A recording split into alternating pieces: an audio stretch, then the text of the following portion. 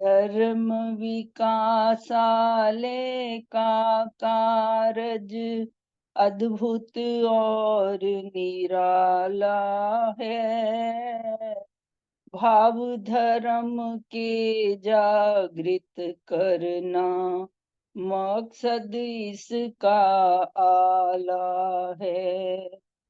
धर्म विकासाले का कारज अद्भुत और निराला है।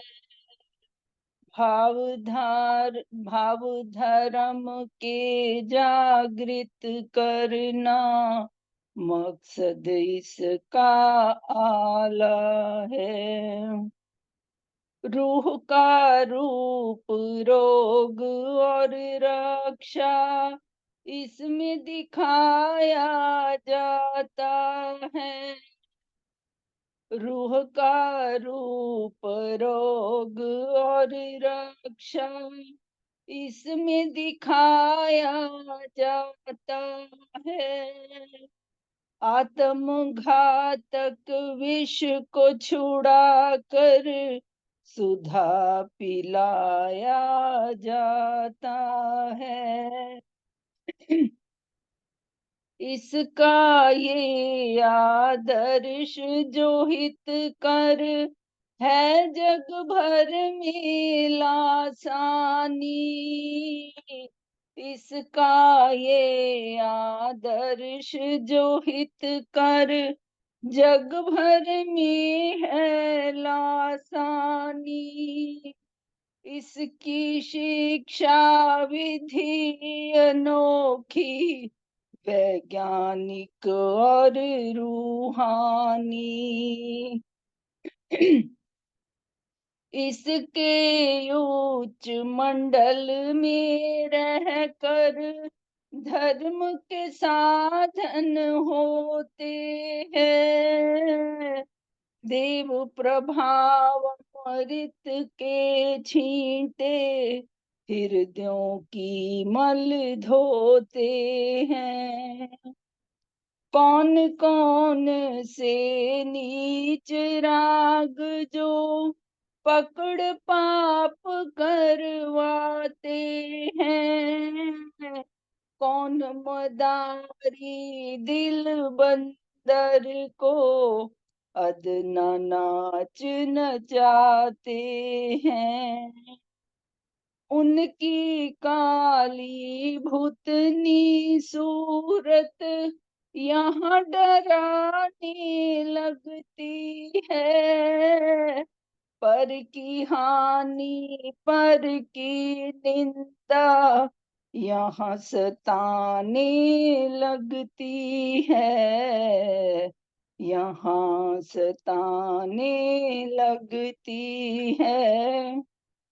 औरों के जो माल चुराए आके याद तड़ पाते हैं। औरों को जो दुख पहुंचाए आके याद तड़ पाते हैं। हो न कफारा जब तक उनका नहीं चैन दिल पाते हैं। सात्विक भावों के उच्च नजारे सन्मुख फिरने लगते हैं। सात्विक भावों के उच्च नजारे सन्मुख फिरने लगते हैं।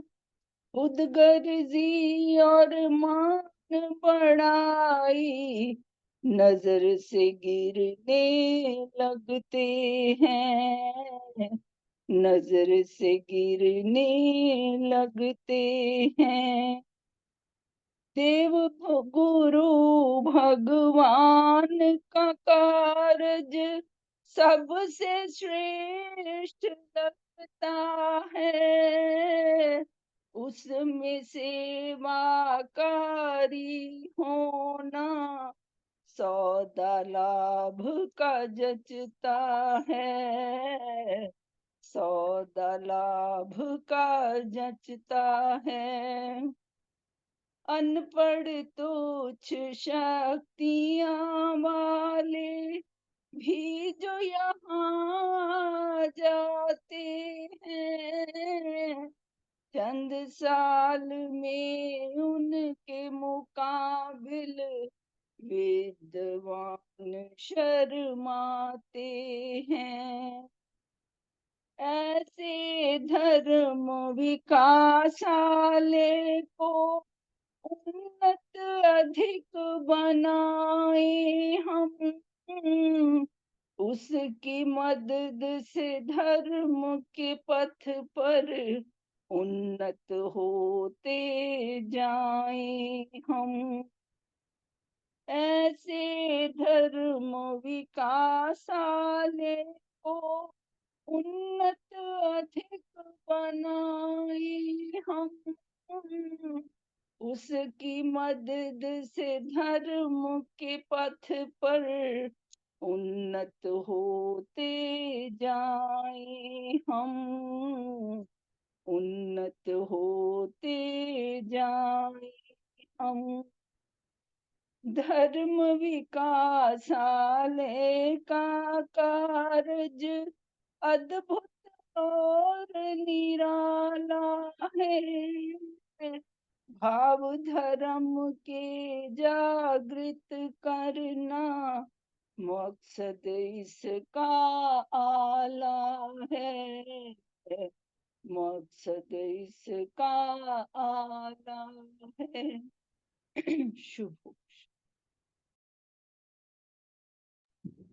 बहुत बहुत धन्यवाद बहन जी आपका। बहुत सुंदर भजन, दोनों भजन बहुत सुंदर हैं और धर्म विकासालय की महिमा को दर्शाते हैं।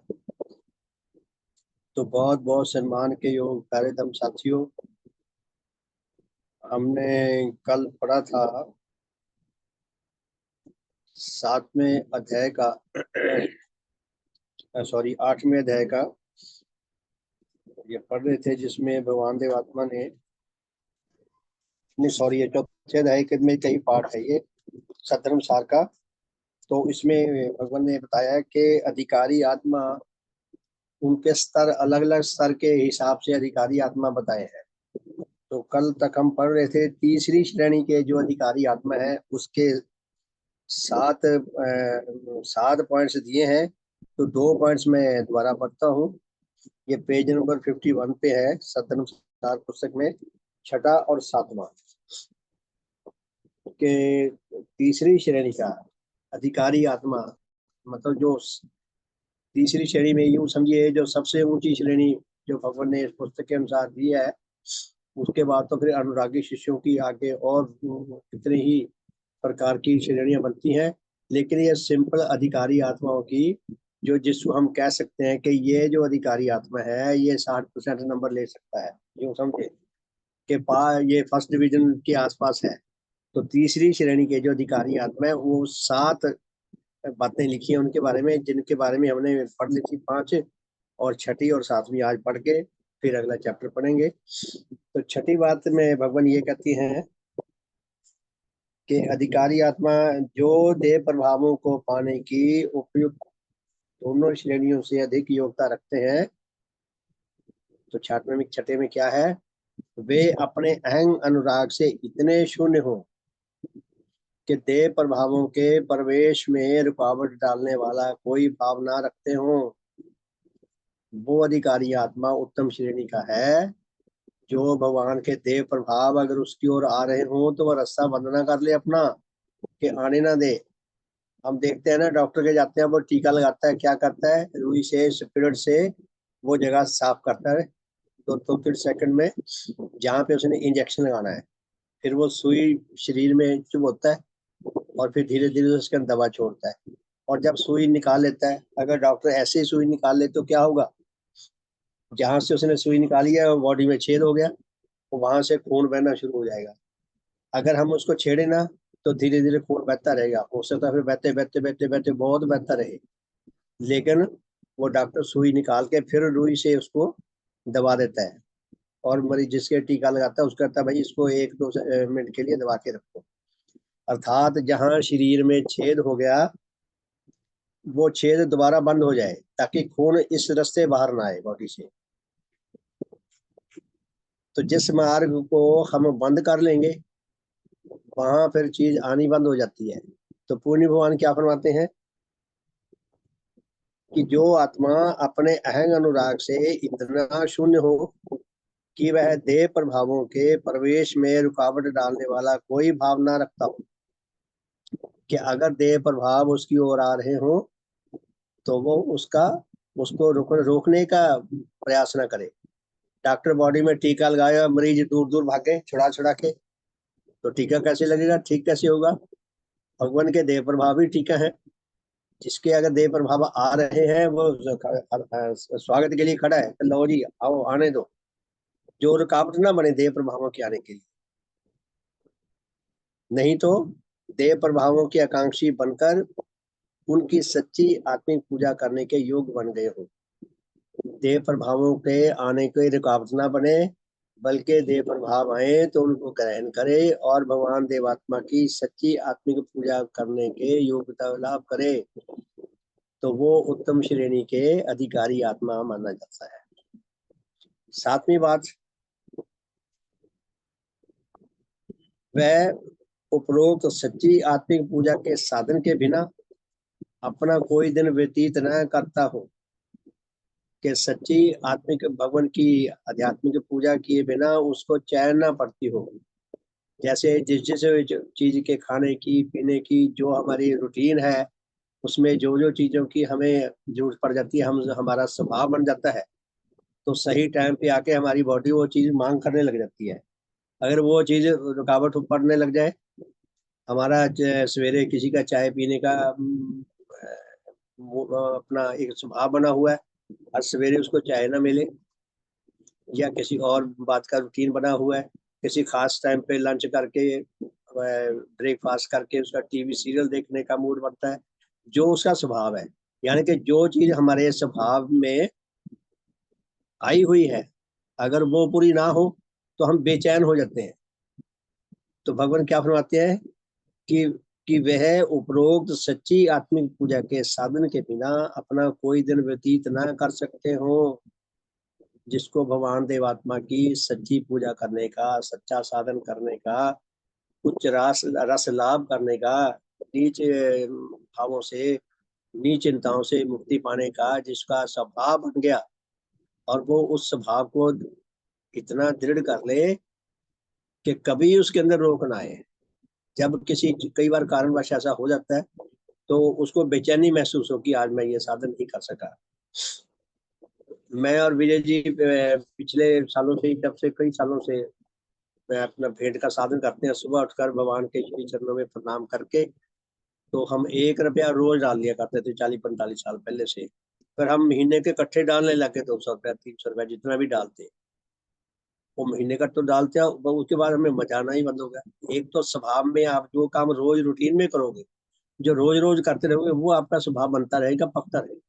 अगर महीने बाद डाला तो हो सकता है 2 महीने 3 महीने डालना भूल जाए, तो फिर हमने फिर वही करा कि नहीं, हमारे स्वभाव का तो साधन नहीं होता कि रोज भेंट का साधन करना है। एक दिन 100 रुपया चढ़ा देने से बेहतर है 1 रुपया रोज चढ़ाएं, वो महीने में 30 बार तो चढ़ाएंगे तो हमारा साधन बनता है। तो पुण्य भगवान यही फरमाते हैं कि वे उपरोक्त सच्ची आत्मिक पूजा के साधन के बिना अपना कोई दिन व्यतीत न कर सकता हो। उसको बेचैनी होती हो, जैसे हमें और चीजों में बेचैनी होती है जो हमारे स्वभाव में है, अगर वो ना मिले हम परेशान होते हैं।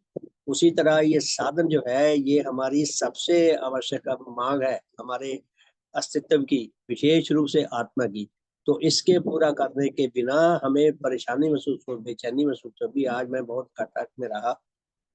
और इस साधन को निष्ठा पूर्वक करके, हृदयगत भावों से, उच्च भावों से निष्ठा पूर्वक करके, शुद्ध प्रेम से भरकर करके उसके फलों को दैनिक जीवन में प्रदर्शित कर सकता हो। कि जब आपने साधन किया तो उस साधन का कोई ना कोई पॉजिटिव साइन हमारे अस्तित्व से निकलना चाहिए। मैं यहाँ से साधन करके निकला, गली में किसी के चाटा मार दिया, किसी को गुस्से में गाली दे दी, तो इसका मतलब या तो साधन किया नहीं या साधन के नाम पे पाखंड किया है। यदि हमने जीवंत साधन किया है तो हमारे व्यवहार में बोले, हमारा व्यवहार दिखाए और लोग भी हैरान हो कि भी कमाल है, कितना धैर्य से, कितना शांति से, कितना मुस्कुराहट से और कितना प्रेम से बात करता है। मेरे पास आज ही एक अनजान फोन आया दोपहर में, लगभग 1 बजे के आसपास। मैंने पूछा, हाँ जी कौन साहब, मैं तो आपको जानता नहीं, कौन हो। उन्होंने किसी का एड्रेस पूछा, कहते जी आप परशुराम नगर में रहते हैं। मैं क्या, हाँ जी। नाम बताया कि ये व्यक्ति का नाम है, ये उसके बेटे का नाम है। भाई मैं क्या, आप कौन है, मैं आपको नहीं जानता, आप क्यों पूछते हैं, मुझे ये नहीं पता। कहने लगा, अंकल जी हम आपके घर आए थे पासपोर्ट के लिए पूछताछ करने में, पुलिस वाले थे, पता नहीं मेरा नंबर कहाँ से मिल गया या उनको क्यों याद रहा। तो फिर मैंने कहा ठीक है जी मैं पता करता हूँ। तो मैं पता करने गया गली में कि ये मकान कहाँ पे है, ताकि उनको बता दूंगा। तो 5-4 मिनट में वापस आया तो उनका मैसेज आ गया पीछे। विजय जी ने फोन सुना, कहते जी वो उस व्यक्ति का खुद ही फोन आ गया था। मेरा कहने का तात्पर्य ये है कि यदि आप साधन करते हैं तो वो आपके व्यवहार में प्रैक्टिकल रूप में बोले। तो भगवान क्या कहते हैं कि यदि उसने साधन किए है तो इस साधन को मैं निष्ठा पूर्वक करके उसके फलों को अपने दैनिक जीवन में प्रदर्शित कर सकते हो। अगर हमने सचमुच का साधन किया है तो हमारे दैनिक व्यवहार में बोलेगा। अगर हमने पाखंड किया वो भी बोलेगा।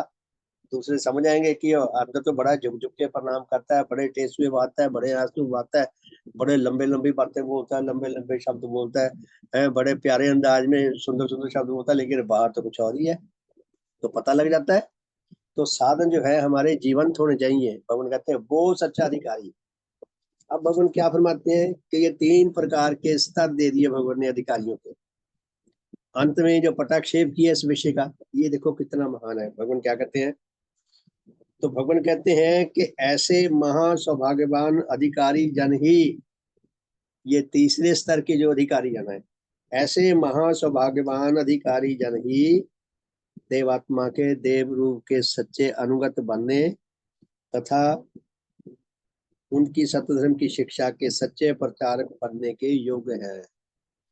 कि जो तीसरी श्रेणी के अधिकारी आत्मा है वही भगवान देवात्मा की शिक्षा को खुद भी ग्रहण कर सकते हैं और सच्चे प्रचारक बनने की योग्यता लाभ कर सकते हैं। तो हमें सच्चे प्रचारक बनना है।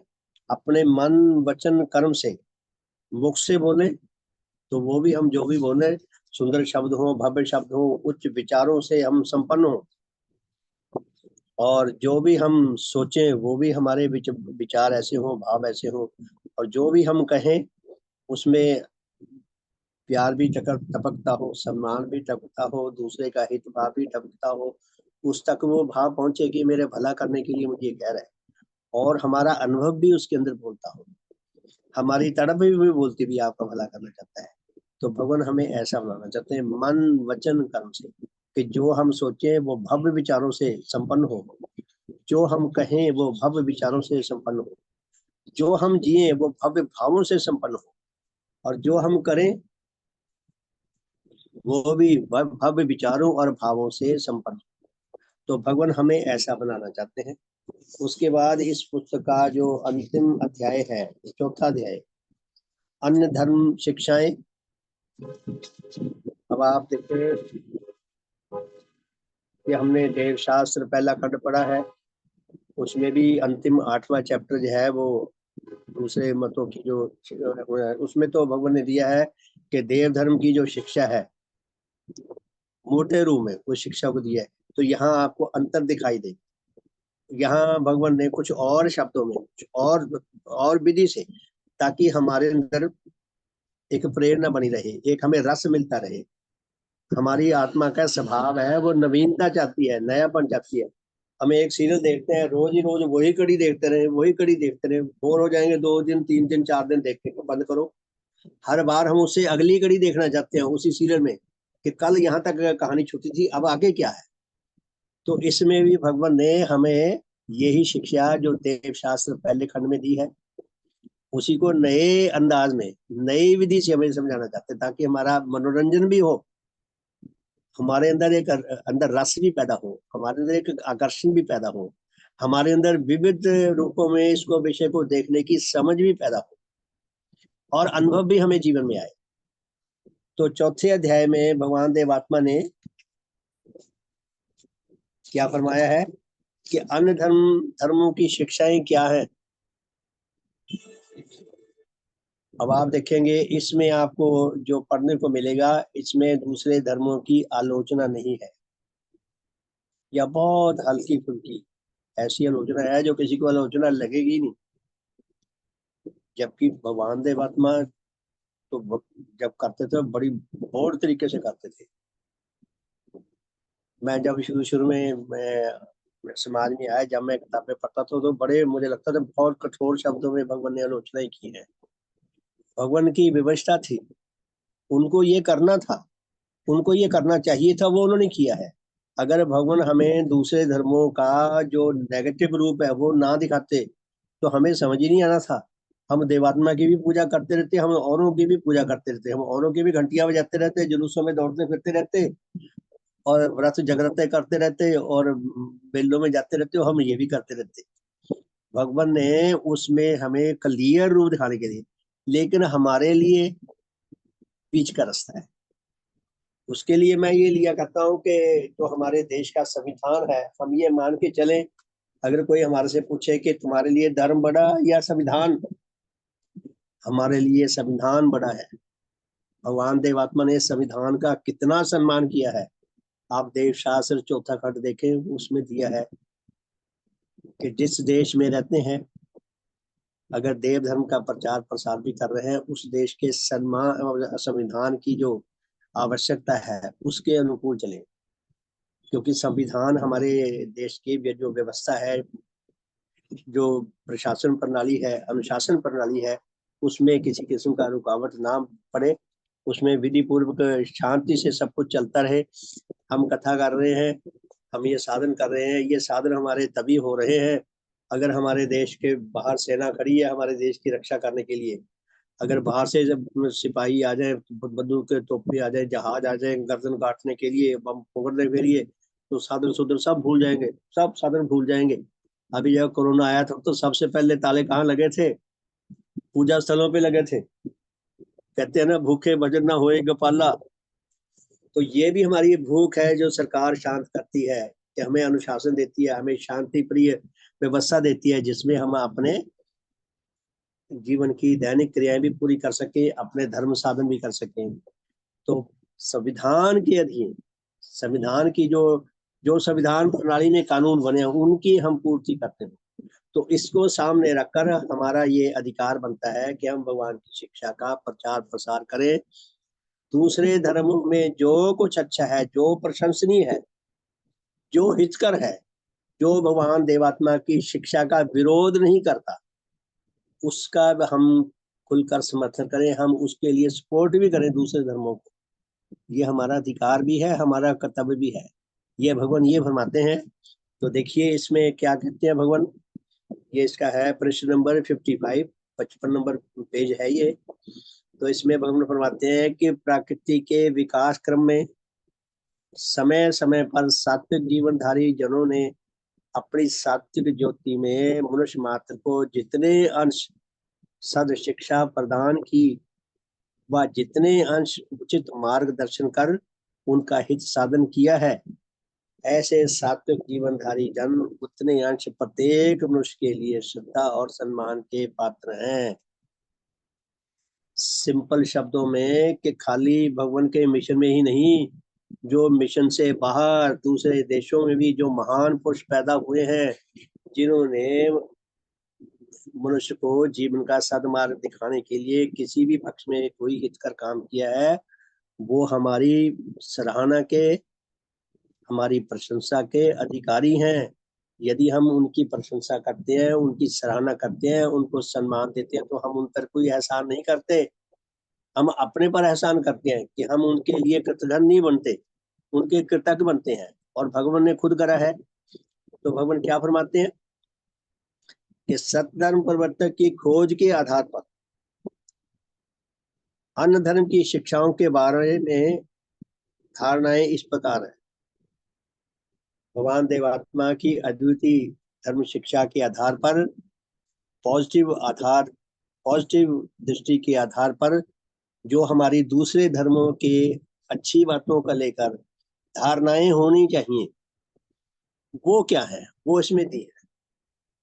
तो नंबर 1 पहली दी है कि विश्व में प्रचलित विभिन्न धर्म शिक्षाओं में जो शिक्षाएं जहां तक चारों जगतों, भौतिक जगत, वनस्पति जगत, पशु जगत, मनुष्य जगत के विकास हेतु समाहित है, वे सभी शिक्षाएं वहीं तक ग्रहणीय व सम्माननीय है।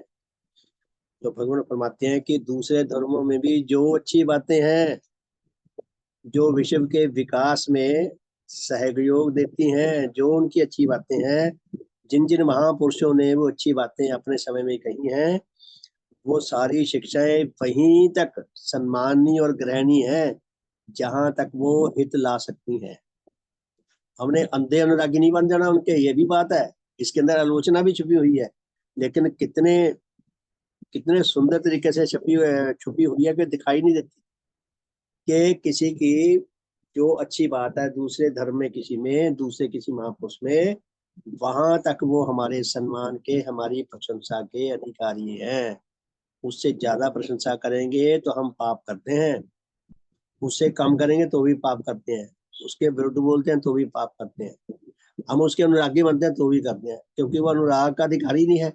जितने अंश उसने इस अच्छी बात की दुनिया के भले के लिए, उतना वो हमारे सम्मान का अधिकारी है और उतना वो हमारी सपोर्ट का भी अधिकारी है। हमारा कर्तव्य बनता है कि हम उसको सपोर्ट करें उतनी। तो इससे हम अपने धर्म के लिए अपराधी नहीं बन जाते। हमने भगवान की ज्योति में इस बात को समझना है कि कितना इनकी शिक्षा से दुनिया के भले की बात की गई है। अब देखिए, पूर्णी भगवान ने तो खुद कहा है, संकलित रचनाएं देखें, उसमें भगवान देवात्मा ने कितनों के अच्छे अच्छे श्लोक दिए हैं,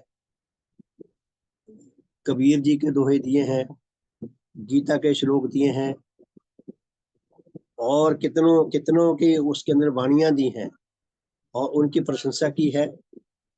तो हमारा ये कर्तव्य बनता है। अभी हमने 2-3 महीने पहले वो किताब पढ़ी थी,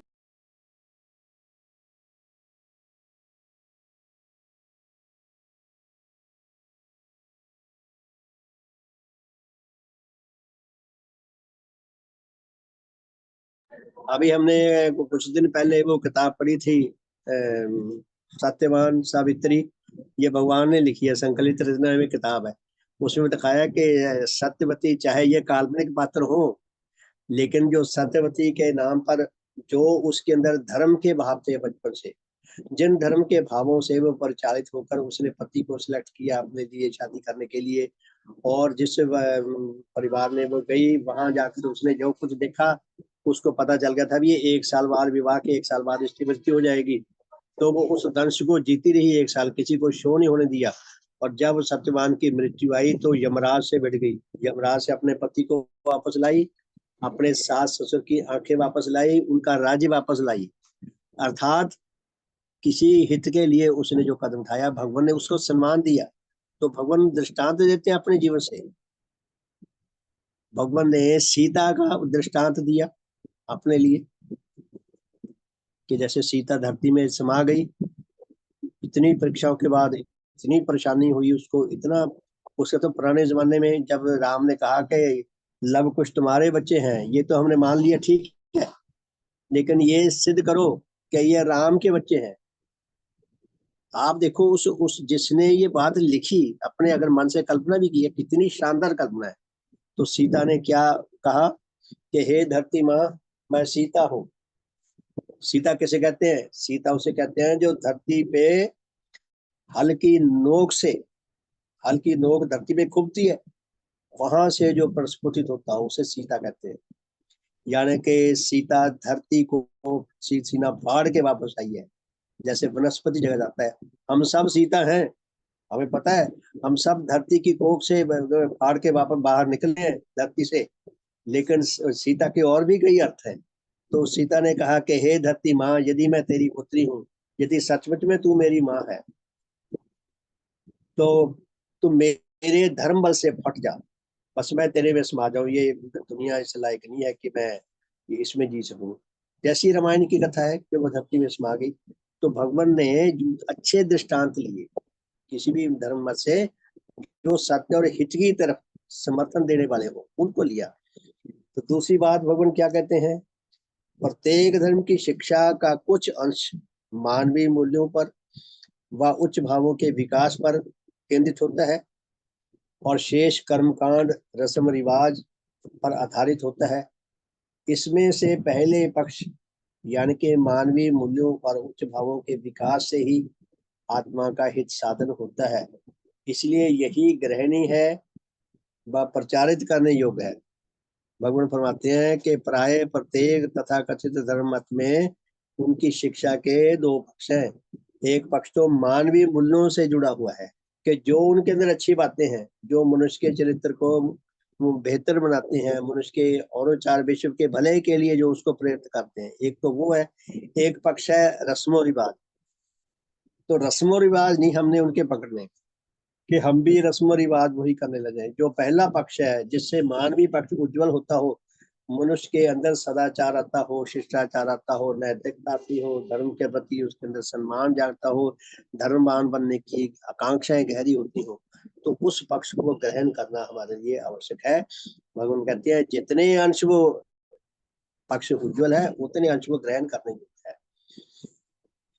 आप देखिए आलोचना भी की है, लेकिन कितने शुद्ध पवित्र और कितने छुपे हुए शब्दों में कि उतने ही अंश उसका समर्थन करना है, उतने ही अंश उसको अपने जीवन में भी उतार सकते हैं हम।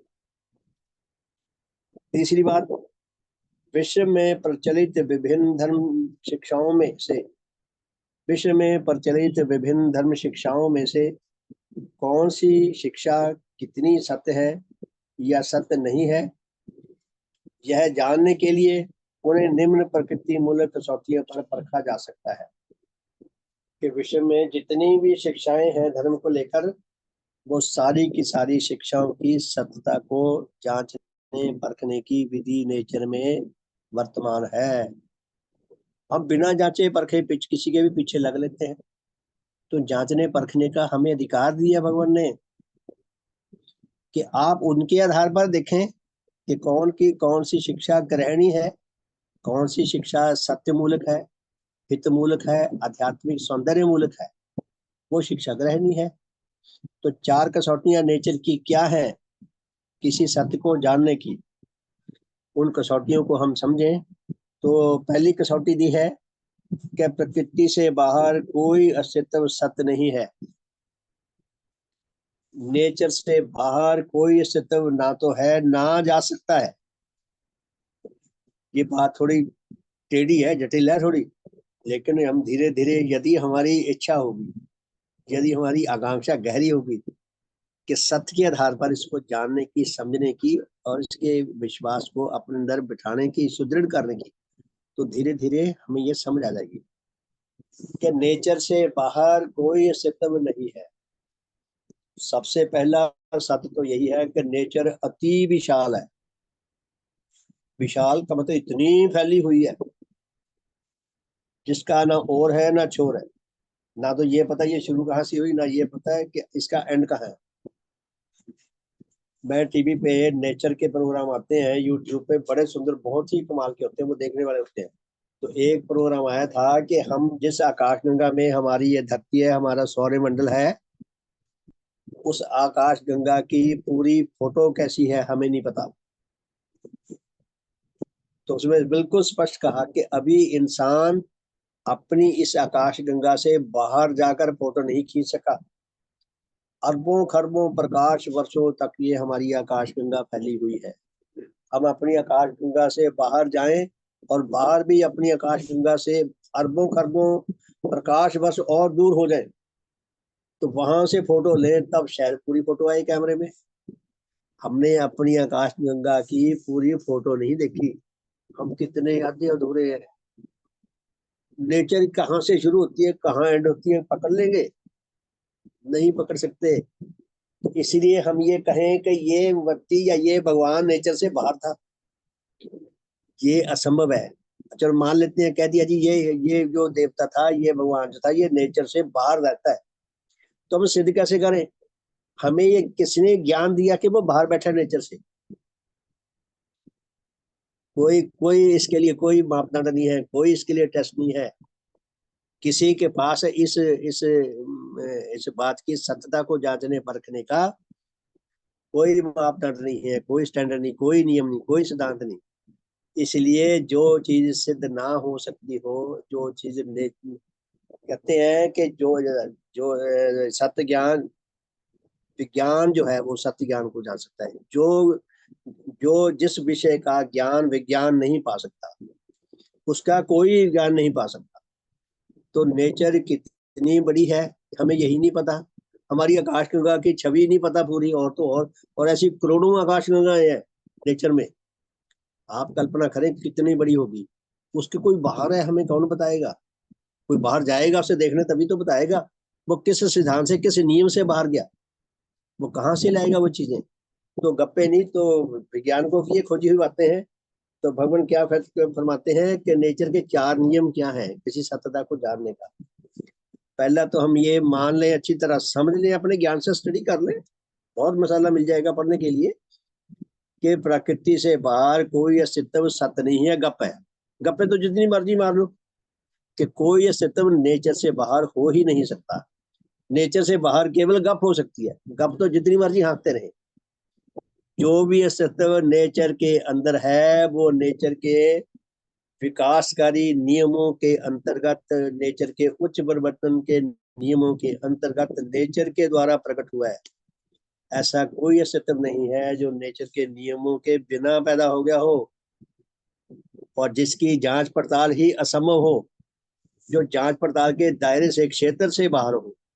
हम उसको नेचर से बाहर कैसे मान लें? तो ये अभी तो स्वयं सिद्ध है नेचर वैज्ञानिकों के द्वारा कि कोई अस्तित्व नेचर से बाहर नहीं है, ना तो हो सकता पैदा, ना बाहर जा सकता है। तो पहला तो ये। दूसरा नियम क्या है? साक्षात ज्ञान उत्पादक बोध शक्तियों तथा ज्ञानेन्द्रियों, मानसिक शक्तियों, अहम संबंधी निम्न भाव व सद्गुण विषयक बोध शक्तियों, न्याय मूलक व सात्विक बोध शक्तियों एवं देव शक्तियों के विरुद्ध भी कोई बात सत्य नहीं। हमारे पास जितनी भी ज्ञानदायिनी मानसिक शक्तियां हैं, जितनी भी बोधदायिनी सात्विक शक्तियां हैं, जितनी भी सुख का ज्ञान देने वाली वासनिक शक्तियां हैं, जितने भी हमारे नीच भावों से भी, कहते हैं ना, वो किसी साधु को बना दिया थानेदार। अब कहीं चोरी होगी, कंप्लेंट आई, उसको ले गए कि चलो जी थानेदार साहब देखें, ढूंढे चोरी कैसे हुई, किसने करी, पकड़ो। वो था बेचारा साधु, या इधर उधर हाथ पैर मार के आ गया, वो पकड़ ही नहीं सका। उसको यही नहीं पता लगा चोरी कहाँ हुई, कैसे हुई, किसने की। फिर किसी कहते चोर को साधु बना दिया, थानेदार कहते आप चलो, चोर ने 1 मिनट में पकड़ लिया। साधु पकड़ नहीं सका। तो हमारे नीच भाव भी हमें ज्ञान देते हैं। तो ये लिखा है इसमें सारी बातें कि साक्षात ज्ञान उत्पादक बोध शक्तियां, हमें बहुत सारा ज्ञान हमारी बोध जो बोधों से जुड़ा हुआ ज्ञान है वो बोध शक्तियों से मिलेगा, मानसिक शक्तियों से नहीं मिलेगा। बोध शक्तियों से मिलेगा, बोधों से जुड़ा हुआ ज्ञान। और ज्ञानदायिनी शक्तियों से, जो मानसिक शक्तियां, उनसे ज्ञानदायिनी ज्ञान मिलेगा। जो हमारा मानसिक ज्ञान है, बच्चे एजुकेशन पढ़ते हैं स्कूलों में। और जो हमारे निम्न भाव है, जो हमारे नीच भाव है, वो भी ज्ञान देते हैं। नीच व्यक्ति को नीचता से जुड़ा हुआ ज्ञान मिल जाता है। जिसके अंदर नीच भाव होगा ना, तो किसी और के अंदर कोई नीच गति हो, फट ताड़ जाएगा, अभी इसके अंदर ये काम करा है इसने, नीच भाव ने उसको ज्ञान दिया।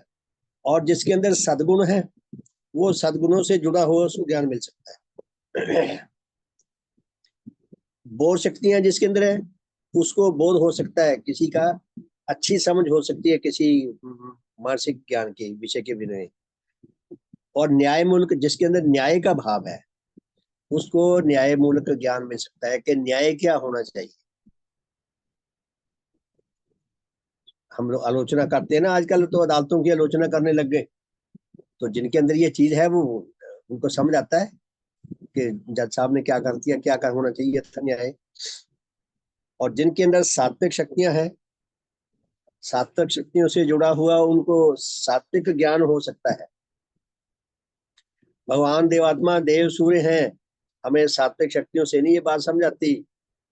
भगवान देवात्मा बड़े दयालु, हम पे दया की है, हमें हमें हमारे ऊपर हमारे परम उपकारी है। जो जो उपकार हम महसूस करते हैं उनसे हमें समझ आता है कि भगवान हमारे उपकारी है। तो देव शक्तियां हमारे अंदर नहीं है, इसलिए बहुत सारा ज्ञान जो धर्म से जुड़ा है वो हमें नहीं है, देवात्मा को है। कहने का अर्थ यह है कि जिस आत्मा में जिस जिस प्रकार का ज्ञान होगा उस प्रकार के ज्ञान से जुड़ा हुआ जिस जिस प्रकार की शक्तियां होगी उस प्रकार की शक्तियों से जुड़ा हुआ उसका ज्ञान हो सकता है।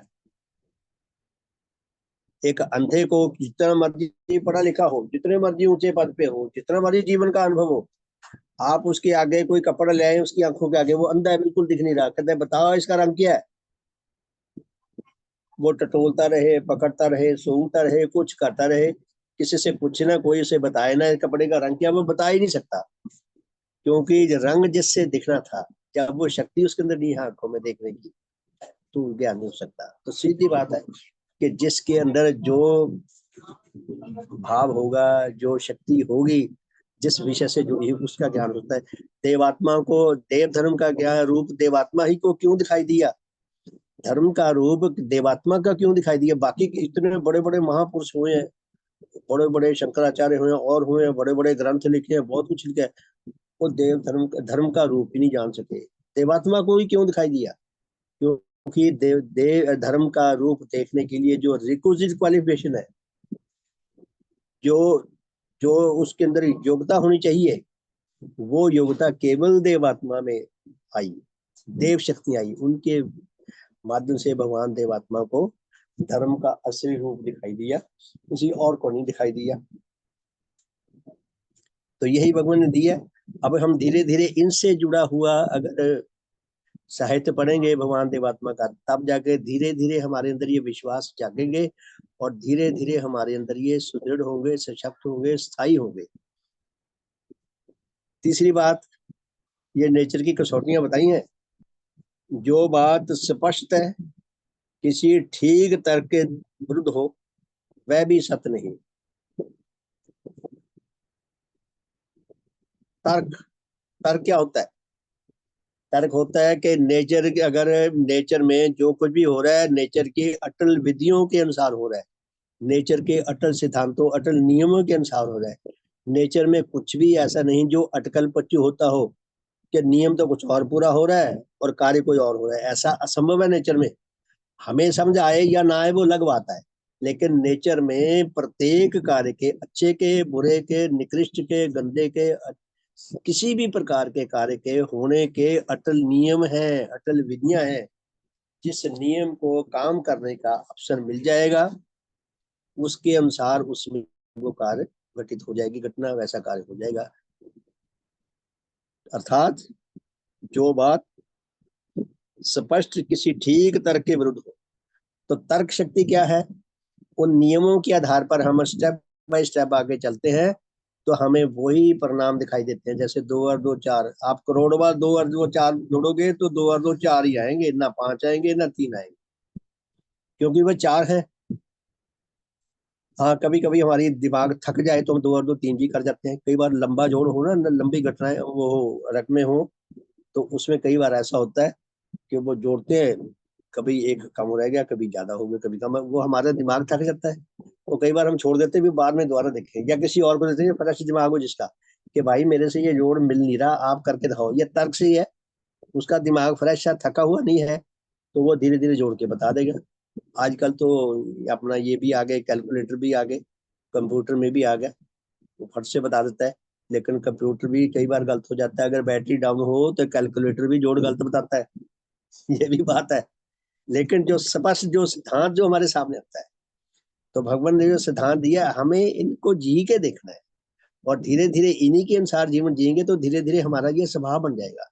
तो भगवान बताते हैं कि जो बात स्पष्ट है, किसी ठीक तर्क के विरुद्ध हो, वह भी सत्य नहीं। जो तर्कहीन हो वो सत्य नहीं। जैसे आसमान में उड़े, एक बंदर ने गोला मुंह में डाल लिया, सूरज मुंह में डाल दिया, अब वैज्ञानिक बताते हैं कि सूरज का साइज क्या है, धरती का साइज क्या है, इस पे जो 6 फुटा इंसान है इसका साइज क्या है, इसके मुंह का साइज क्या है। वो वहां तक उड़ के जाएगा कितने 12-14 करोड़ मील दूर, और कितना आग का गोला है, वो साइज में कितना बड़ा है, वो मुंह में आ भी जाएगा, वो बचा भी रहेगा। तर्क में तो ये बात कहीं कहीं नहीं टिकती, किसी भी हिसाब से नहीं टिकती। तो वो सुनने सुनाने में चाहे कितनी ही आकर्षित लगे, लेकिन वो विश्वास के लायक नहीं है। चौथी बात, जो बात प्रकृति के किसी भी नियम के विरुद्ध हो, अर्थात जो कभी भी व किसी भी ठीक परीक्षा के द्वारा सत्य प्रमाणित न हो सकती हो, वह न होती हो, वह भी सत्य मानने योग्य नहीं। बड़ी सरल भाषा में बड़े गूढ़ सत्य लिखे गए कि जो बात नेचर के किसी भी नियम के विपरीत हो। अब नेचर में हर काम के नियम है, बरसात के नियम है कि आसमान में बादल छाए हो, उनमें आर्द्रता हो, जो जो उसके नियम है उसके अनुसार वो नियम पूरे होंगे तो बरसात होगी। ऐसा नहीं आकाश बिल्कुल साफ है, कहीं रुए के भाई जैसा कि छोटा सा भी बादल नहीं दिखाई दे रहा, और तेज धूप है, आग बरस रही है, और तेज बारिश हो रही है। यदि बादल नहीं है तो बारिश नहीं है। अर्थात जो बात प्रकृति के किसी भी नियम के विपरीत हो, विरुद्ध हो, वो सत्य नहीं है।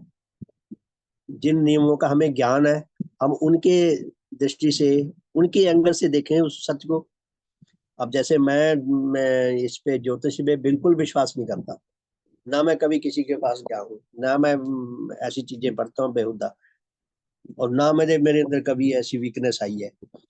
क्योंकि मुझे आज तक ये समझ नहीं आया कि जो ज्योतिषी हैं, जो भी वो बताते हैं हमारे,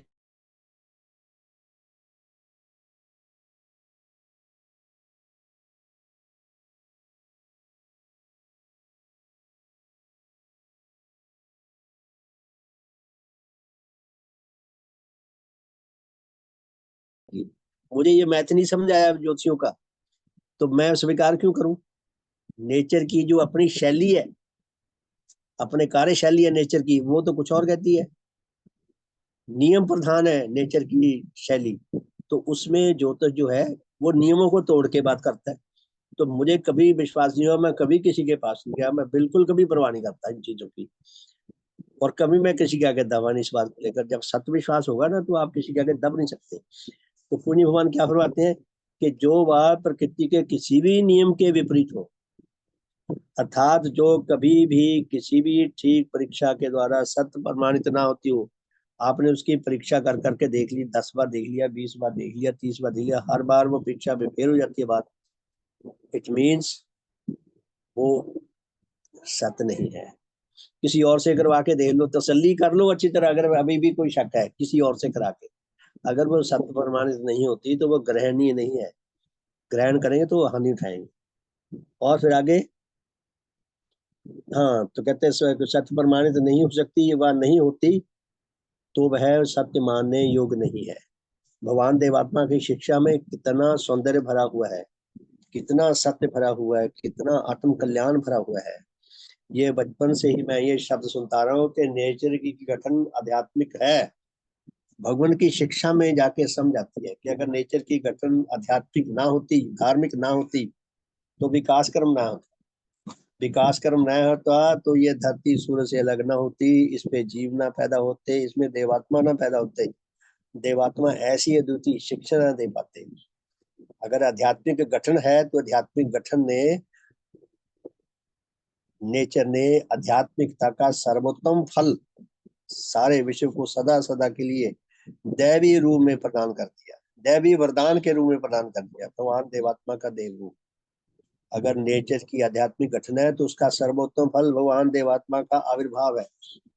तो प्यारे धर्म साथियों, हमारा कितना बड़ा सौभाग्य है कि हमें ऐसे सदगुरु के श्री चरणों में आने का सौभाग्य मिला, उनकी शिक्षा को जानने का, समझने का, और उसको पसंद करके धन धन होने का, उच्च रस लाभ करने का सौभाग्य मिला, और कुछ ना कुछ अपने जीवन में उतार कर अपने जीवन को सफल करने का, सार्थक करने का सौभाग्य मिला। जितना हम इस शिक्षा के साथ गहराई से जुड़ते जाएंगे, जितना हम इस शिक्षा को अपनी आत्मा का अंग बनाने का प्रयास करेंगे, जितना हम अपनी आत्मा का अंग बनाने में सफल होंगे, उतना हमारा जीवन सार्थक होगा, सफल होगा, सुंदर होगा, हितकर होगा, अपने लिए भी औरों के लिए भी। मैं ऐसा कर सकूं, आप सब ऐसा कर सकें, हम सबका शुभ हो, भला हो। भगवान की कृपा जो हम पर बरस रही है, हम उस कृपा को सार्थक करने के, सफल करने के, भगवान को सही रिस्पॉन्स देने के अधिकारी बन सके, मैं बन सकूं, आप सब बन सके, हम सबका शुभ हो, सबका भला हो। तो आप सबका बहुत बहुत धन्यवाद। जय ध्वनि करके आज के इस साधन को विराम देंगे और फिर रात को मिलेंगे 8:40 पे। तो जय ध्वनि करके आज के साधन को विराम देते हैं। भगवान देवात्मा की जय। भगवान देवात्मा की जय। भगवान देवात्मा की जय। भगवान देवात्मा की जय। सबका शुभ हो, सबका हित हो, सबका मंगल हो, सबका कल्याण हो। आप सबका बहुत बहुत धन्यवाद। आप साधन में आते हैं तो रौनक बढ़ जाती है। तो बहुत बहुत धन्यवाद। रात को मिलेंगे 8:40 पे जी। तो ठीक है, फिर इजाजत दें, चलें। सबका शुभ हो, सबका भला हो। बहुत बहुत धन्यवाद जी। बहुत बहुत धन्यवाद श्रीमान जी, आपका बहुत बहुत धन्यवाद। बहुत बहुत धन्यवाद बहन जी। सबका शुभ हो। बहुत बहुत धन्यवाद जी। हाँ, हाँ, हाँ, हाँ, हाँ, हाँ, हाँ, हाँ, हाँ, हाँ,